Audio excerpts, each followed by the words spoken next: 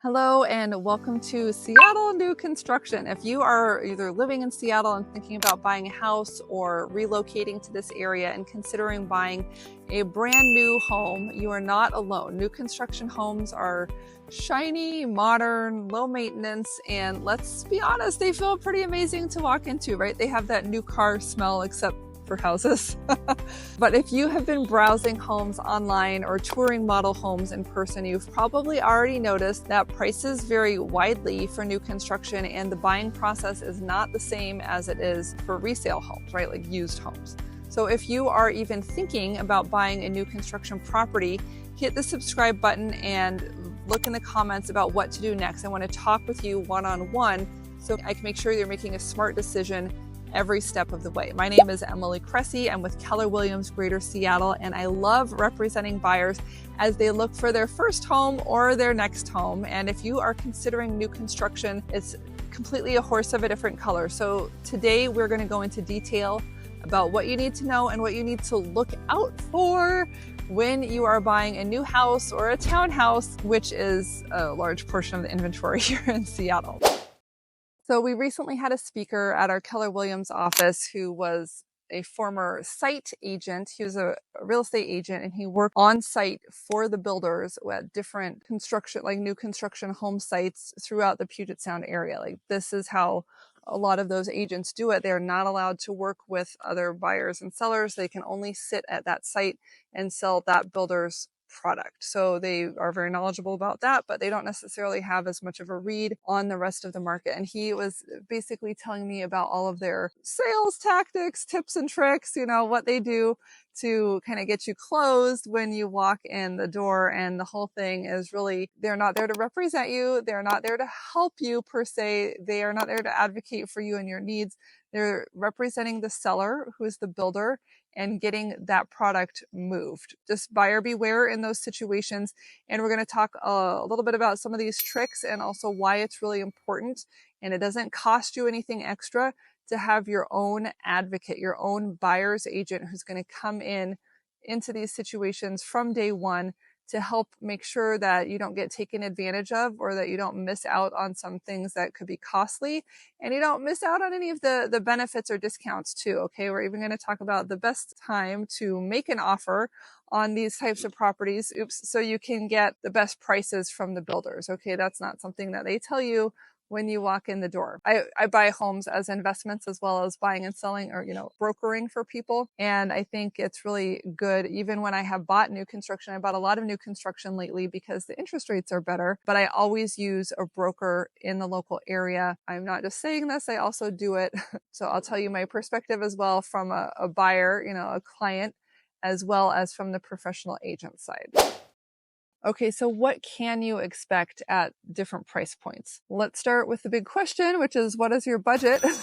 What does it actually buy when it comes to new construction in Seattle? So keep in mind location matters. So do, the square footage of the home, the builder reputation, even the time of year. But here's a general breakdown based on what I'm seeing in today's market. At under $1 million, you're most likely going to be looking at townhomes, duplexes, smaller single family homes like cottage style homes, or one of these ADUs or detached accessory dwelling units that are basically built in the backyard of another larger house. You can also get a single family home. Like I sold one that was over 2,000 square feet. It cost $700,000, but it was halfway to Canada in Ferndale. So if you want a single family house and you don't care too much about the commute, then there are a lot of beautiful opportunities just farther outside in like the exo suburbs of Seattle, but not as much in Seattle proper. Anything within an hour of Seattle is going to be in a more premium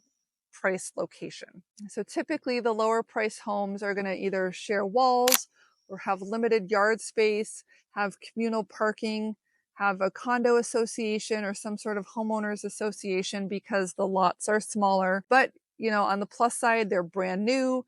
They're energy efficient. They're low maintenance. Things are not breaking. So there are a lot of, if you're not a yard person and you really want a convenient location, then there's a lot to offer. There's a lot to be said for these newer developments. And, you'll see some in some of the less expensive areas like Seattle, White Center, Beacon Hill, South Seattle. There are even some newer developments springing up in neighborhoods like Burien and Shoreline. So keep an eye out for those. Now, if you're going up over $1 million, you're entering into the territory of standalone single family homes. And some of them will still be considered a condo because the lots are not large enough to be considered a standalone house on its own lot. So if you have a really small, like a large house, I've seen 3,000 square foot houses with 5 feet of clearance all around the house, that may need to be considered a condo because it's not enough yard coming with the house to be zoned properly for single family housing. In fact, there is no single family housing zoning left in Seattle. Everything by Washington state law has been converted to single, double, triple, or 4 units on every lot are allowed. So they're really doing what they can to move toward higher density. And you're going to see this with the real estate market as well. Now, where are you going to be able to find these $1 million homes, for $1.5 million, something like that? Look in Burien, look in Shoreline, Renton, Linwood, Bothell. There's a lot of building in Bothell, and it's a great address. It has great school districts. It goes up into Snohomish County. Kent is another place to look, and you'll start to see more square footage, 2-car garages, and real backyards. Homes often are going to feature an open floor plan, a high-end kitchen, and thoughtful modern touches.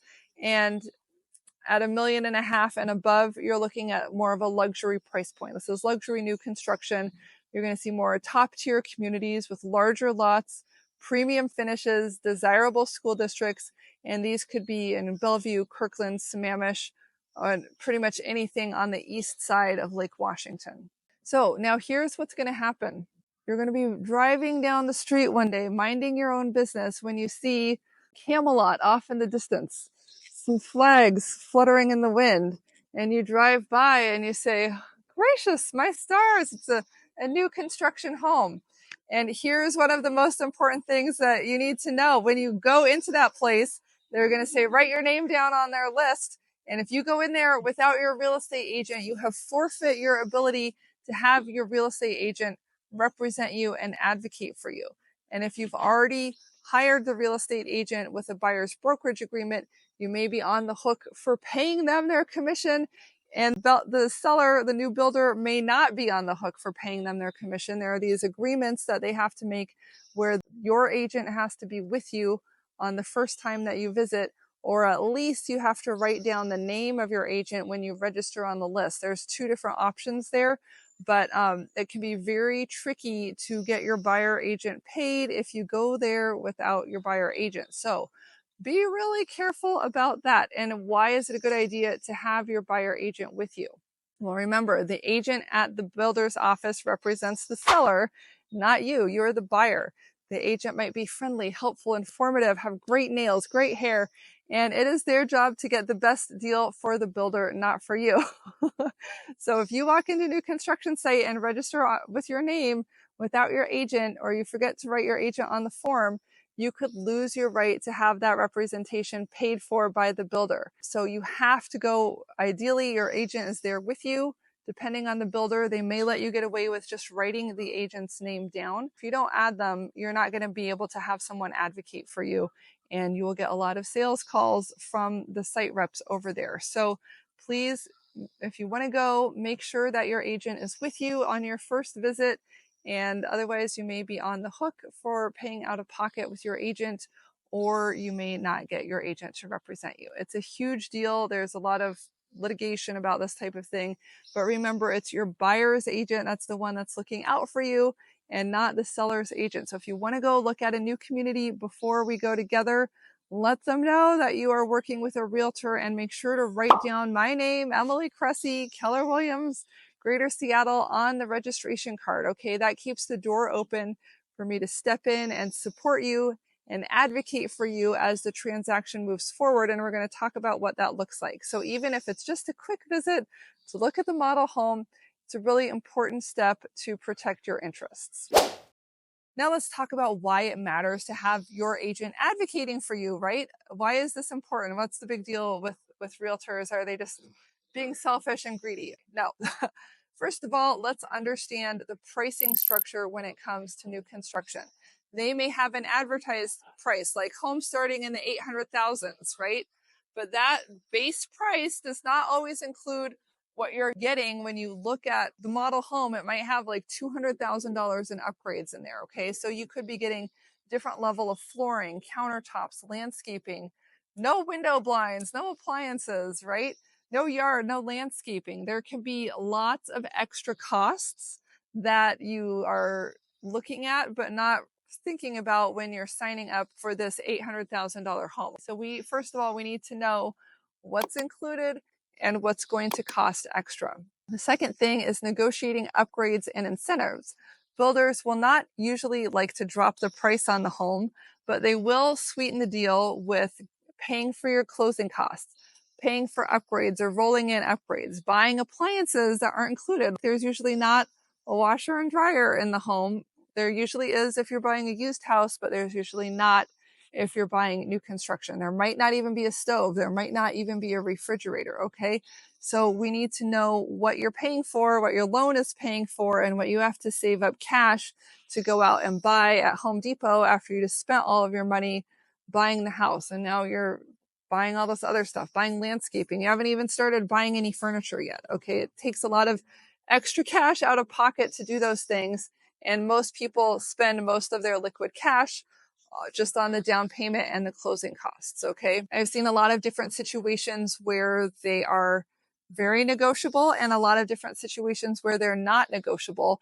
And that depends on how quickly they're selling the homes, how rapidly they're able to advance the pricing on those. You know, they sell 5, then the next week they sell another 5, then the next week that they sell another 5. Are they selling out every week so they feel like they can be aggressive in moving the price up? Or is it like we released 5 and it's crickets and they're not selling, and then we're not going to release the next 5 because we still have these available? There's a lot of what builders call shadow inventory, which is like, we know we have to sell 30 homes, but we're not going to put 30 homes on the market right now and flood the market. They're just going to list a few at a time. And then once those are sold, they're going to sell the next batch. And depending how fast they sell, then they'll know how aggressive they can continue to be with their pricing. And if they don't sell, they don't want to drop the price because that's going to be a lower comparable sale. You know, they want all these homes to sell in the 800s. If they sell you one for 775, then the next guy is going to want one for 775 too. So he might need to throw in some sweeteners to make sure that you can feel good about buying it for 800 and he can get that price point established. Usually the first home in the development, you get the best deal on because they just want somebody to start buying and create the momentum. And then the last home in the development, they've already made their money. They just want to close it out. And so that one usually gets a pretty good deal too. But remember, having your agent there to know and find out about and get the inside track on what's realistic and what you can ask for is really helpful to making sure that you get a good deal. And we don't want you to overpay. You know, if you're buying next to another development and the other development sold for way cheaper, and now this builder is coming in and he thinks he's going to sell for way more, is the value there? If you have to sell this after a couple of years, are you going to be able to sell it for what you bought it for? These are important questions because oftentimes new construction is the most expensive real estate in the area. And so depending on what's going on with the market and the buying cycle, you need to be really careful not to overpay. Okay, the next thing I want to discuss is the builder contracts. Guess what, guys? Builders do not use the standard party neutral MLS forms, which are, you know, equally fair to the buyer and the seller. No, they use builder contracts written by builder attorneys, and they usually favor the builder, and they have their builder's agent representing them, right, to tell you to sign right here. So both my parents are lawyers. My sister's a lawyer. My uncle's a lawyer. My grandfather is a lawyer. I am not an attorney, and I don't really play one on TV, but I have learned enough that you should read your contracts and understand what they say before you sign them. And so I will review all that paperwork with you and make sure that you understand what you're committing to and what you're not going to get out of the deal, right? Like a lot of times you need to understand when your earnest money becomes non-refundable. Do you or don't you have an inspection contingency? Don't you have a financing contingency if you can't get the loan? Okay, these are some things that you need to be really careful about because, again, a lot of those standard protections are not afforded to you in a new construction environment. All of the protections go toward the builder and not the buyer. I want you to avoid those costly mistakes, from delayed timelines to confusing earnest money rules. New construction has its own quirks, and I'm going to help you stay on track and out of trouble. And I want to talk a little bit about inspections, because typically in new construction, they say it's going to be brand new, it's going to be perfect. We're going to have Joe come over with his little blue tape roll, and you're going to have an orientation of a new homeowner that you learn how to turn the faucet water on and you feel hot and cold water coming out. Like, that's the level of inspection that they give you on a brand new house. There are still lots of mistakes. We have heard horror stories from inspectors where, there's mold in the basement because they didn't put the black plastic down. There's sewer pipes that are not connected to the sewer. They're just draining into a ditch outside of the house. The roof was put on with ripples in it. They are, upside down flooring boards and all sorts of crazy things that they kind of hire these crews. They put them up really fast. If there's not somebody that's good coordinating it and inspecting it, then weird mistakes can happen and get replicated. So we do not want you to walk into a house that's going to be full of problems like that. We want you to have a full bore home inspection so that when we go to the orientation, we can bring up all of these things and make sure that they are corrected before you close on the home. I also want to make sure that you understand the timing. If your home is not completed yet, if it's a lot and you're getting the Maple home plan on lot 27 out there, what happens if they don't build it on time? The builder can be up to 2 years delayed and you don't get your earnest money back. You're locked in waiting for them to build this home, despite the fact that they're way behind schedule. Okay, so you can have a lot of unforeseen circumstances, and I want you to know what your risks are going in, because if you're saying I'm moving out here on June 10th and I need to have a house to move into, then we need to have an understanding about whether the builder is on the same page with that. Okay, and if he's not, what are your options? And remember, you should get at least a 1-year home warranty, but a lot of builders can give 2-year, 5-year, 10-year warranties. Will the builder still be in business then? Is there an outside company ensuring the warranty? It's really good to understand what's going on with that. And then potentially getting a second inspection at the 11-month mark after you bought the home, so that if there are things that need to be touched up before the warranty expires, you can get all of that handled. And I would be happy to help you get that set up when the time comes. So in short, having your own agent is going to bring you a lot of peace of mind, as well as negotiating power and someone to advocate for you who has been through the process before, because you're not just buying a product, you're signing a legal agreement, you're putting a huge amount of money at stake, and you're creating a debt. All right. So we want to make sure that the equity is going to be there to protect you and your loan, and that you're going to be in a house that you love, not a house that's going to create lots of problems for you down the road. We want it to be a source of wealth and peace in your life moving forward. So I do want to bring up my pro tip. The best time to buy new construction is at the end of the fiscal year for that home builder company. So our in-house site agent expert, Ray York, shared this little known strategy, which was basically for DR Horton, that is the last day of September. For Toll Brothers, I believe it's at the end of October or November.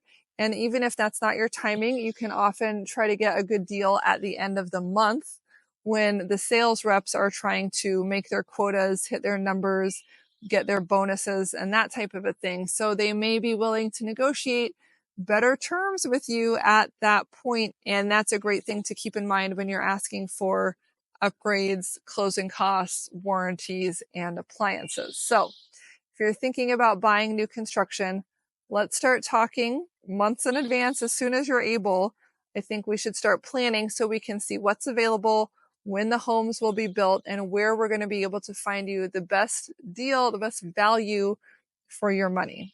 So as you look at new construction, it can be a fantastic option, especially if you want to be in a new home. You want something that's going to be maintenance free for the next 10 years, move-in ready, energy efficient, and designed for today's lifestyle. But it also comes with its own processes, paperwork, and potential pitfalls. So I am here to help you navigate that process with confidence. Whether you're just starting to look or you want help comparing builders or you need someone to tour a site with you, please reach out. You can call, text, or DM me anytime, and I'd love to hear what you're looking for and help you get there the smart way. So if you have any questions about a builder or a neighborhood, drop them in the comments. I will respond personally, and I would love to help you. Again, my name is Emily Cressey. My website is homeproassociates.com, and I'm with Keller Williams, Greater Seattle. Thanks so much for watching, and remember, you don't have to do this alone. I'll see you on the next video.